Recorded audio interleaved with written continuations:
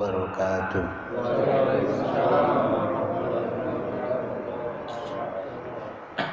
Innal hamdalillah nahmaduhu wa nasta'inuhu wa nastaghfiruh wa natubu ilaihi wa na'udzu billahi ta'ala min syururi anfusina wa min sayyiati a'malina. Man yahdihillahu fala mudhillalah wa man yudlil falan tajida lahu waliya mursyida. Asyhadu an la ilaha illallah wahdahu la syarikalah wa asyhadu anna Muhammadan abduhu wa rasuluhu alladzi la nabiyya ba'dah. Allahumma salli ala Muhammad wa ala ali Muhammad kama sallaita ala Ibrahim innaka Hamidum Majid. Hadirin wal hadirat jamaah salat subuh dan jamaah majelis taklim di Masjid Al-Ikhlas yang dimuliakan Allah Subhanahu wa taala. Puji serta syukur marilah kita sama-sama panjatkan kehadiratnya yang pada kesempatan pagi atau subuh yang baik ini kita bisa kembali hadir di masjid yang kita cintai, Masjid Al-Ikhlas, tentu dalam rangka melaksanakan kegiatan thalabul ilmi. Mudah-mudahan kehadiran Bapak dan Ibu sekalian ke sini menjadi amal ibadah yang akan ikut memberatkan pada saat kita menerima timbangan amal kita pada saat di hadapan Allah Subhanahu wa taala kelak. Dan juga mudah-mudahan kehadiran Bapak dan Ibu ke sini sekaligus juga menjadi kafarat terhadap perbuatan dosa dan kesalahan, juga kekeliruan yang sering kali kita lakukan.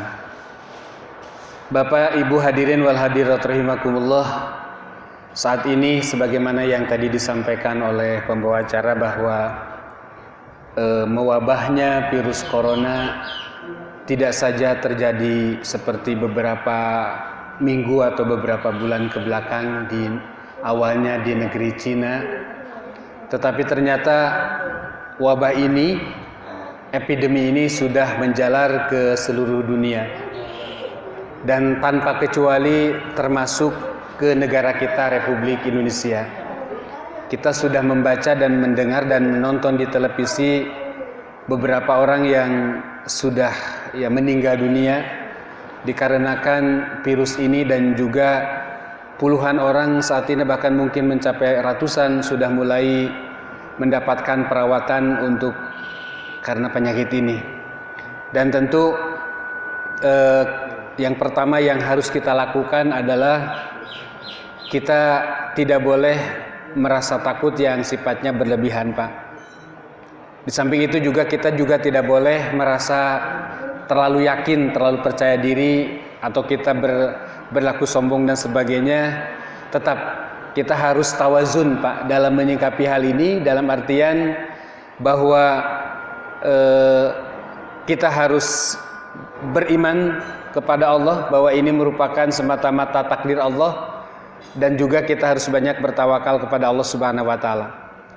Bapak Ibu sekalian, saya tadi membaca bahwa paling tidak kita umat Islam dalam menghadapi virus seperti ini, saya menyampaikan pendapat seorang profesor, guru besar dari Al-Jamiah Islam Al-Madinah, yaitu Profesor Dr. Abdul Rajak bin Muhsin Al-Ibadil Badri. Beliau juga merupakan imam masjid di Masjid Madinah, di Masjid Nabawi. Beliau paling tidak menyampaikan 5 saran penting kepada kita, apa yang harus dihadapi oleh kita sebagai umat Islam ketika menghadapi kenyataan wabah, musibah besar seperti sekarang yang sedang dihadapi. Dan alhamdulillah juga pemerintah dari pusat, kemudian juga pemerintah dari provinsi, Pak Gubernur Pak Ridwan Kamil, juga beberapa pemerintah yang lainnya juga, mereka tadi disampaikan sudah memberikan kepedulian, sayang terhadap umatnya, sayang terhadap rakyatnya. Nah, yaitu dengan cara tadi membatasi kegiatan kerumunan yang tidak perlu seperti di kegiatan-kegiatan di luar, di mall dan sebagainya yang sangat mungkin bisa menjadi wasilah tepak bahasa Sundanya Bu ya. Istilahnya itu menjalar dan sebagainya. Ulama besar ini mengatakan paling tidak Pak, ada 5 sikap yang harus kita lakukan. Yang pertama kita sadari bahwa ini terjadi dari Allah Subhanahu wa taala. Dengan kata lain bahwa saat ini ya kejadian yang terjadi merupakan takdir Allah. Ini diantaranya dijelaskan dalam surat At-Taghabun ayat 11, ma asaba min musibah illa biidznillah. Tidak ada musibah yang menimpa kalian kecuali dengan izin Allah Subhanahu wa taala. Wa may yu'min billahi yahdi qalbah. Dan barang siapa yang dalam menyikapi hal itu, musibah itu, kita tetap beriman kepada Allah, tetap bergantung kepada Allah, bahkan kita bertawakal kepada Allah, yahdi qalbahu, maka Allah akan senantiasa memberikan petunjuk, memberikan hidayah kepada hatinya. Jadi kita akan diberikan pertolongan Allah, kita akan diberikan kemudian ketenangan dari Allah Subhanahu wa taala. Jadi yang pertama Bapak Ibu sekalian, sadari kata beliau bahwa ini merupakan sesuatu dari Allah Subhanahu wa taala. Tidak ada kejadian yang ada di atas muka bumi atau di dalam muka bumi ini ya, kejadian kecil sampai kejadian besar kecuali atas izin Allah. Kecuali atas skenario daripada Allah Subhanahu wa taala. Kemudian yang kedua, kata beliau yang harus dilakukan adalah kita harus menjaga segala perintah Allah Subhanahu wa taala.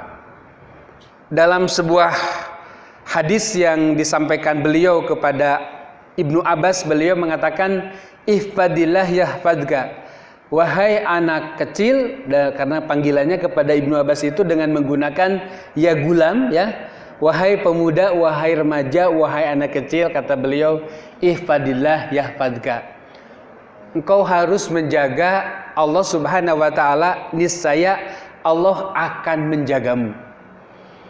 Apa yang dimaksud dengan menjaga Allah Subhanahu wa taala? Yaitu kita harus tetap dan bahkan harus meningkatkan pada saat kondisi seperti ini bentuk-bentuk ketaatan kita kepada Allah. Artinya di tengah-tengah wabah yang melanda, kita harus meningkatkan kedekatan kita dengan Allah. Melalui tentu memelihara sholat yang 5 waktu kita. Bahkan mungkin di samping itu juga kita perhatikan, kita tambah dengan melaksanakan ibadah-ibadah sunnah, ibadah-ibadah mandubah. Karena fungsi daripada ibadah sunnah, khususnya ibadah sholat pamannya, itu untuk menambah dan menyempurnakan kekurangan daripada ibadah yang wajib kelak itu. Itu harus betul-betul dijaga. Nah, kemudian juga hindari dan tinggalkan segala bentuk dosa dan permaksiatan, segala sesuatu yang menjadikan Allah Subhanahu wa taala murka sama kita. Dan tengirangan pidosaeun, Pak. Itu yang harus dilakukan dalam rangka menjaga Allah Subhanahu wa taala. Lalu kata beliau, ihfadillah tajidhu tujahaka. Jagalah Allah Subhanahu wa taala, niscaya Allah akan menemukan, engkau akan menemukan Allah berada di hadapanmu. Jadi kalau kita betul-betul mentaati Allah, Allah itu terasa dekat dengan kita. Maka dengan demikian tentu kita pada saat kita butuh pertolongan Allah, kita akan dengan nyaman, dengan tenang untuk memohon kepadanya.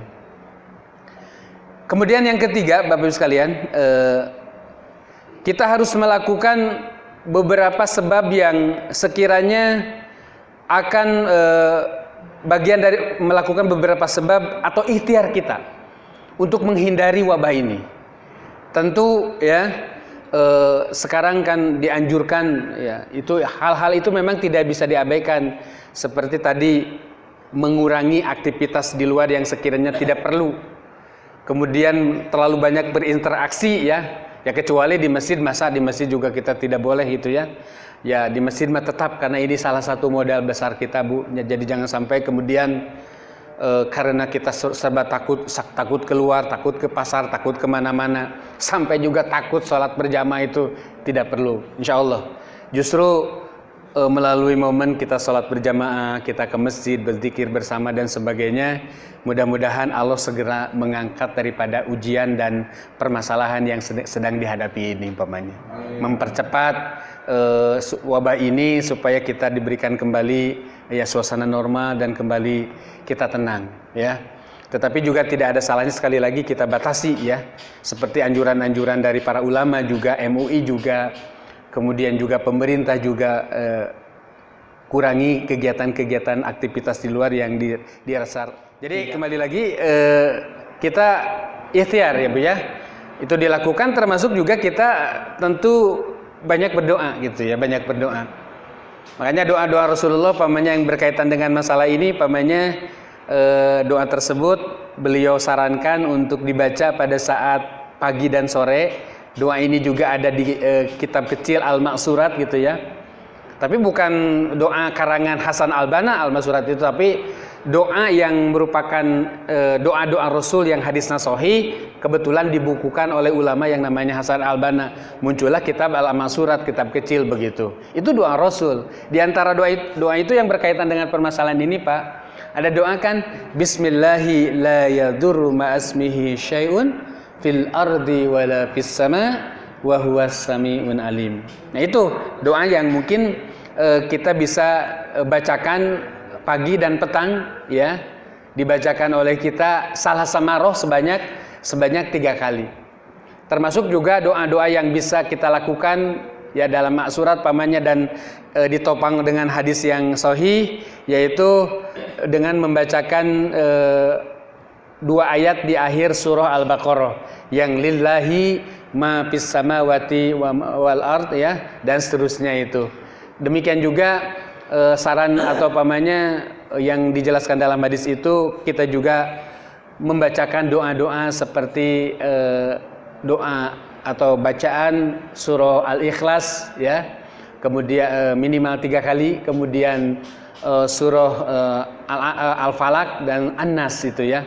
Qul huwallahu ahad, kemudian qul a'udzu birabbil falaq, serta qul a'udzu birabbin nas. Nah, itu hal-hal yang mungkin semuanya hafal, semuanya gampang mengamalkannya tanpa harus kita menghafal dulu. Jadi membaca doa yang pertama tadi, kemudian membacakan di akhir surah Al-Baqarah, kemudian juga membacakan surah qul huwallahu ahad, ya. Kemudian Al-Falaq serta surat An-Nas, Qul a'udzu birabbin nas. Di samping itu juga tentu berdoa, ya, dengan doa-doa lain yang sebagaimana diajarkan Rasulullah, seperti doa yang pernah beliau ajarkan, Allahumma inni a'udzubika minal barasi wal junun wal jadam wa min syai'in asqami. Ya Allah, aku berlindung inni a'udzubika minal barasi, dari penyakit belang, ya, dulu itu. Kemudian wal junun, serta penyakit yang cenderung membawa seseorang gila gitu, ya. Kemudian wal jadam, dan penyakit kusta yang mirip-mirip. Wa min syai'in asqami, dan juga penyakit-penyakit yang lainnya gitu, ya. Jadi insya Allah Bapak Ibu sekalian, yang penting kita menghadapi ujian ini harus disikapi dengan tenang, ya, jangan takut, tetapi kita juga tetap waspada dan mentaati, ya, mengikuti arahan-arahan orang yang kompeten, terutama dalam masalah kesehatan apa yang harus kita lakukan. Jadi kita jangan sombong, tetap kita ikuti.